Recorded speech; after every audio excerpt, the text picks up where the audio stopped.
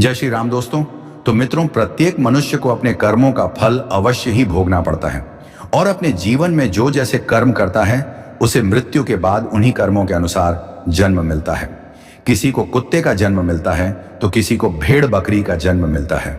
हिंदू धार्मिक ग्रंथों के अनुसार इस धरती पर रहने वाले सभी मनुष्यों को मृत्यु के बाद उसके कर्मों के अनुसार अलग अलग योनि में जन्म मिलता है और उसे अपने पापों का फल भोगना पड़ता है। कुछ धार्मिक ग्रंथों में यह भी कहा गया है कि जो मनुष्य अपने जीवन में बहुत अधिक पाप करते हैं उन्हें एक ऐसी योनि में जन्म मिलता है जिसमें वे अपना दर्द किसी दूसरे से नहीं बता सकते हैं और ना ही किसी के साथ अपना दुख बांट सकते हैं। मित्रों, आज के इस वीडियो में हम आपको बताएंगे कि वह कौन से कार्य हैं जो मनुष्यों को अपने जीवन में नहीं करने चाहिए, नहीं तो उसे कुत्ते का जन्म मिलता है और पूरा जीवन इधर उधर भटकना पड़ता है। और भगवान श्री कृष्ण ने इसके बारे में क्या बताया है कि मनुष्यों के वह कौन से पाप हैं जिनके कारण प्रत्येक मनुष्य को अगले जन्म में कुत्ते का जन्म मिलता है। तो दोस्तों, आइए जानते हैं इस वीडियो में एक कथा के माध्यम से। तो नमस्कार दोस्तों, स्वागत है आपका हमारे धर्मार्थ ज्ञान दर्पण यूट्यूब चैनल में। तो दोस्तों, हमारे चैनल पर आप पहली बार आए हो तो प्लीज हमारे चैनल को सब्सक्राइब जरूर कर दें और दोस्तों, आपको हमारी यह वीडियो अच्छी लगे तो प्लीज हमारी वीडियो को एक लाइक जरूर कर दें। तो मित्रों, चलिए आपका ज्यादा समय ना लेते हुए अब कथा को करते आरंभ। तो जैसे कि मित्रों, एक समय की बात है जब देवी राधा भगवान श्री कृष्ण जी से मिलने के लिए जाती हैं और भगवान श्री कृष्ण जी से कहती हैं कि हे प्रभु, आज जब मैं आपसे मिलने के लिए आ रही थी तो मैंने देखा कि एक कुत्ता भोजन की तलाश में इधर उधर भटक रहा था और वहीं पर एक मनुष्य भोजन कर रहा था। तभी वह कुत्ता उसके पास जाकर बैठ गया और कुत्ता सोच रहा था कि अभी यह मुझे भी रोटी खिलाएगा, किंतु उस मनुष्य ने अकेले ही भोजन कर लिया और उस कुत्ते को रोटी के एक टुकड़ा भी नहीं दिया। फिर कुत्ता भूखे पेट ही वहां से चला गया और प्रभु, इसे देखकर मेरे मन में दो प्रश्न उठ रहे हैं और मैं चाहती हूं कि आप मेरे दोनों प्रश्नों के उत्तर देकर मुझे संतुष्ट करें। तो भगवान श्री कृष्ण मुस्कुराते हुए बोलते हैं कि हे देवी, तुम्हारे मन में जो भी प्रश्न हैं मुझे निश्चिंत होकर बताओ, मैं तुम्हारे प्रश्नों के उत्तर अवश्य ही दूंगा। तो मित्रों, देवी राधा बोली, हे प्रभु, मेरा पहला प्रश्न यह है कि किस पाप के कारण मनुष्य को कुत्ते का जन्म मिलता है और वह कौन से कार्य हैं जो मनुष्य को अपने जीवन में कभी नहीं करने चाहिए, नहीं तो उसे कुत्ते का जन्म मिलता है। और मेरा दूसरा प्रश्न यह है कि कुत्ते को रोटी खिलाने से हमें कौन सा पुण्य मिलता है। तो भगवान श्री कृष्ण कहते हैं कि हे देवी, मैं तुम्हें एक कथा सुनाता हूं जिसे सुनकर तुम्हें तुम्हारे प्रश्नों का उत्तर जरूर मिल जाएंगे, किंतु कथा को पूरा मन लगाकर सुनना पड़ेगा, तभी सब कुछ जान पाओगी। तो मित्रों, देवी राधा बोली, हे प्रभु, आप कथा सुनाइए, मैं कथा को पूरा मन लगाकर सुनूंगी।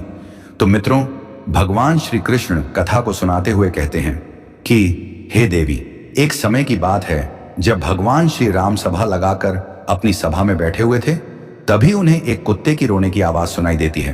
तो वह सभा में मौजूद द्वारपाल से उस कुत्ते को वहां से भगाने के लिए कहते हैं। तो द्वारपाल कुत्ते के पास जाता है और उसे वहां से भगा देता है। और फिर अगले दिन जब भगवान श्री राम फिर से सभा में बैठे होते हैं, तभी वह कुत्ता फिर से वहीं पर आकर बैठ जाता है और जैसे ही भगवान श्री राम सभा में कुछ कहना प्रारंभ करते हैं, फिर से वह कुत्ता जोर जोर से रोने लगता है और इस बार भी द्वारपाल कुत्ते के पास जाता है और उसे वहां से भगा देता है। लेकिन फिर तीसरे दिन जब प्रभु श्री राम सभा में बैठे थे तो फिर से वह कुत्ता आया और उसी स्थान पर बैठकर जोर जोर से रोने लगा। तो भगवान श्री राम ने मन में सोचा, यह कुत्ता मेरे दरबार में रोज रोज आकर रोने क्यों लगता है, जबकि इसे तो कोई मारता भी नहीं है, फिर यह रोज मेरे ही दरबार में आकर क्यों रोता है। फिर इतना सोचकर भगवान श्री राम ने द्वारपाल से कहा, उस कुत्ते को मेरे दरबार में लेकर आओ। तो द्वारपाल उस कुत्ते के पास जाते हैं और उससे कहते हैं, हे स्वान, तुम रोज यहां पर ही आकर क्यों रोते हो, और चलो, प्रभु श्री राम ने तुमको अपने दरबार में बुलाया है। तो कुत्ता बोला, हे मुनिवर, मैं एक कुत्ता हूं और कुत्तों का मंदिर, राजभवन तथा रसोई घर और गौशाला जैसे पवित्र स्थानों पर जाना मना है और मुझे अपवित्र माना जाता है, इसीलिए मैं प्रभु श्री राम के दरबार में नहीं जा सकता हूं। तुम प्रभु श्री राम से जाकर कह दो, यदि उन्हें मुझसे मिलना है तो वह यहां पर आ जाएं, किंतु मैं वहां पर नहीं जा सकता हूं। कुत्ते की यह बात सुनकर द्वारपाल प्रभु श्री राम के पास जाता है और कुत्ते द्वारा कही गई सारी बातें उन्हें बताता है। फिर भगवान श्री राम कुत्ते के पास आते हैं और कहते हैं, हे स्वान, तुम रोज मेरे दरबार में आकर क्यों रोते हो? क्या मेरे द्वारपाल ने आपको मारा है या फिर मुझसे कोई गलती हो गई है? तो कुत्ता बोला, नहीं प्रभु नहीं, आपसे कोई गलती हुई है, ना आपके द्वारपाल ने मुझे मारा है। तो भगवान राम ने कहा, फिर रोज तुम मेरे दरबार में आकर क्यों रोते हो? तो कुत्ता बोला, प्रभु एक सन्यासी ने मुझे पत्थर से मारा है, जिसके कारण मेरा एक पैर टूट गया है और अब मुझसे सही से चला भी नहीं जाता है और मुझे बहुत पीड़ा भी हो रही है। इसीलिए प्रभु मैं आपके दरबार में आकर रोता हूं। प्रभु मैंने सुना है कि आप सबका न्याय करते हैं, तो प्रभु मेरा भी न्याय कीजिए और उस सन्यासी को सजा दीजिए।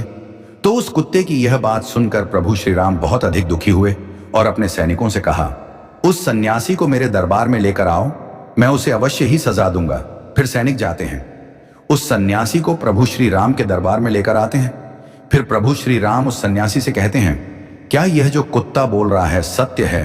तुमने इस कुत्ते को पत्थर से मारा है, जिससे इसके पैर में बहुत अधिक चोट आई है और अब इस कुत्ते को बहुत अधिक पीड़ा हो रही है और यह ठीक से चल भी नहीं पा रहा है। इसने क्या अपराध कर दिया था जो तुमने इसे इतनी बड़ी सजा दी है कि इसका पैर ही तोड़ दिया है?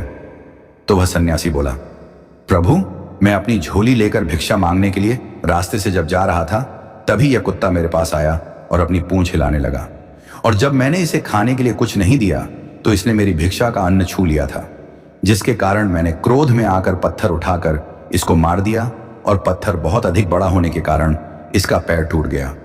सन्यासी की यह बात सुनकर प्रभु श्री राम उस सन्यासी पर बहुत अधिक क्रोधित हुए और उन्होंने सन्यासी से कहा, यह कुत्ता एक अज्ञानी जीव है, इसने अपना पेट भरने के लिए ऐसा किया। इसे इतना ज्ञान नहीं है कि किसी का अन्न न नहीं छूना चाहिए, इसीलिए इस कुत्ते ने ऐसा किया। किंतु आप तो एक सन्यासी हैं, आपके अंदर तो ज्ञान है कि किसी भी जीव को इस तरह से नहीं मरना चाहिए, फिर भी आपने इस जीव को मारा। इसीलिए अपराध इस कुत्ते ने नहीं, बल्कि अपराध तो आपने किया है। आप इतने बड़े ज्ञानी होते हुए भी इस कुत्ते को मारा है, इसीलिए अपराधी आपको ही माना जाएगा। फिर प्रभु श्री राम ने उस कुत्ते से कहा, यह सन्यासी तुम्हारा अपराधी है और अब तुम ही बताओ कि इस सन्यासी को क्या सजा दी जाए। तो कुत्ते ने कहा, प्रभु इस सन्यासी को किसी नगर का राजा बना दीजिए।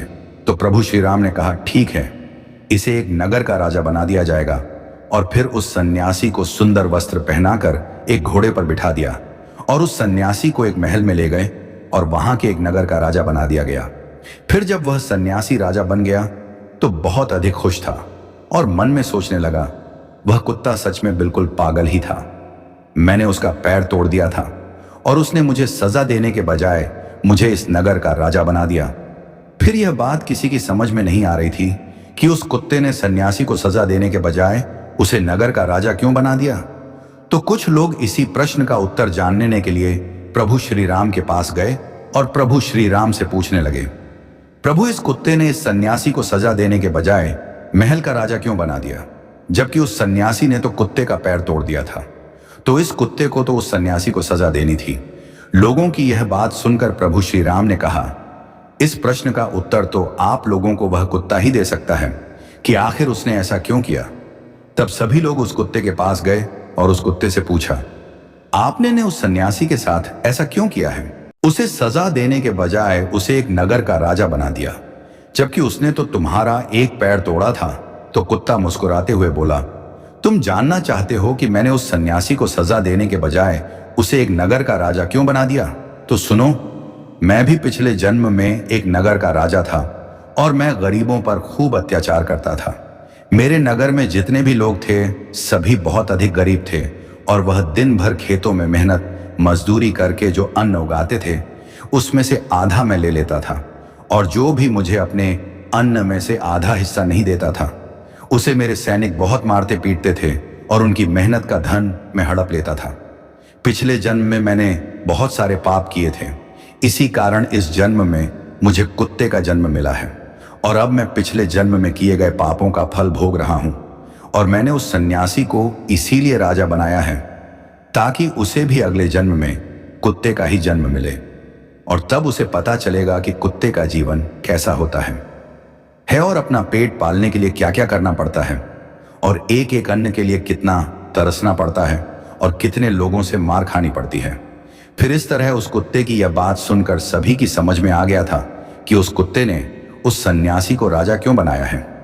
मित्रों, फिर कथा को आगे बताते हुए भगवान श्री कृष्ण देवी राधा से कहते हैं, हे देवी, अब मैं तुम्हारे दोनों प्रश्नों के उत्तर देता हूं।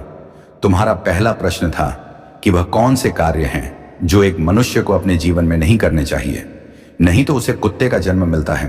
तो समझ लो, जो मनुष्य उस राजा की तरह अपने जीवन में बहुत अधिक पाप करते हैं, उन्हें कुत्ते का जन्म मिलता है। और तुम्हारा दूसरा प्रश्न था कि कुत्ते को रोटी खिलाने से हमें कौन सा पुण्य मिलता है। तो समझ लो, जो मनुष्य कुत्ते को भोजन कराता है, उसे अपने जीवन में किए गए पापों से मुक्ति मिलती है तथा उसके जीवन में अनजाने में किए गए पाप नष्ट हो जाते हैं। इसीलिए प्रत्येक मनुष्य को कुत्ते तथा भिखारी को रोटी खिलानी चाहिए। फिर देवी राधा कहती हैं, प्रभु, पृथ्वी लोक पर कुछ मनुष्य ऐसे भी हैं जो द्वार पर आए कुत्ते को मारकर भगा देते हैं और कभी भी कुत्ते तथा गाय को रोटी नहीं खिलाते, परंतु वह लोग पूजा पाठ बहुत अधिक करते हैं। तो क्या प्रभु ऐसे लोगों की पूजा ईश्वर स्वीकार करते हैं? तो भगवान श्री कृष्ण मुस्कुराते हुए बोले, यह वही लोग हैं जो गंगा जी में पाप धुलने के लिए जाते हैं और वहां से आते ही फिर से पाप करना शुरू कर देते हैं। तो देवी राधा कहती हैं, प्रभु, क्या गंगा जी में स्नान करने से पाप नहीं धुलती है? तो भगवान श्री कृष्ण बोले, गंगा जी में वही पाप धुल हैं जो अनजाने में हो जाते हैं। जानबूझकर किए गए पाप गंगा जी में नहीं धुल हैं। और गंगा जी में स्नान करने से वही मनुष्य पवित्र होता है जिसका मन साफ हो और मन में कोई छल ना हो तथा मन में गंदे विचार नहीं ना हो। और गंगा जी में छल कपट करने वाले और दूसरों की बहन बेटियों पर बुरी नजर रखने वाले लोगों का कुछ नहीं होता है। अंत में ऐसे लोगों का सर्वनाश ही होता है और प्रत्येक मनुष्य को अपने कर्मों का फल अवश्य ही मिलता है। मित्रों, आपको यह कथा कैसी लगी, हमें कमेंट्स करके जरूर बताएं। तो दोस्तों, तब तक के लिए धन्यवाद। मिलते हैं इसी तरह की अगली नई कहानी की वीडियो में। जय श्री राम दोस्तों।